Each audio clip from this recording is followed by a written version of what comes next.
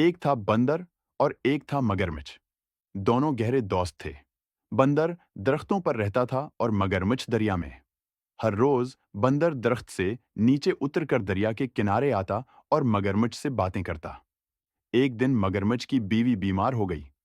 اس نے کہا، اگر میں بندر کا دل کھاؤں تو ٹھیک ہو جاؤں گی۔ مگرمچھ بہت پریشان ہو گیا کیونکہ بندر اس کا دوست تھا، لیکن وہ اپنی بیوی کی حالت دیکھ کر مجبور ہو گیا۔ مگرمچھ نے بندر سے کہا، کیا تم میرے ساتھ دریا کے اس پار چل سکتے ہو؟ وہاں بہت مزیدار پھل ہیں جو تمہیں پسند آئیں گے۔ بندر خوش ہو گیا اور فوراً مگرمچھ کی پیٹھ پر بیٹھ گیا۔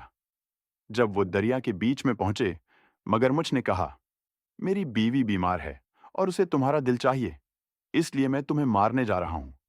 بندر نے فوراً اپنی عقل کا استعمال کیا اور کہا، اوف، تم نے پہلے کیوں نہیں بتایا؟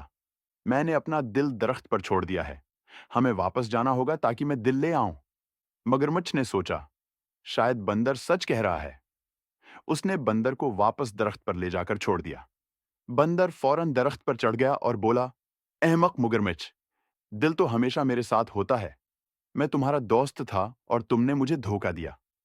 اب جاؤ اور اپنی بیوی کو سچ بتاؤ۔ مگرمچھ شرمندہ ہو گیا اور چپ چاپ واپس چلا گیا۔ اس نے اپنی بیوی کو سب کچھ بتا دیا اور وعدہ کیا کہ وہ کبھی کسی دوست کو دھوکا نہیں دے گا۔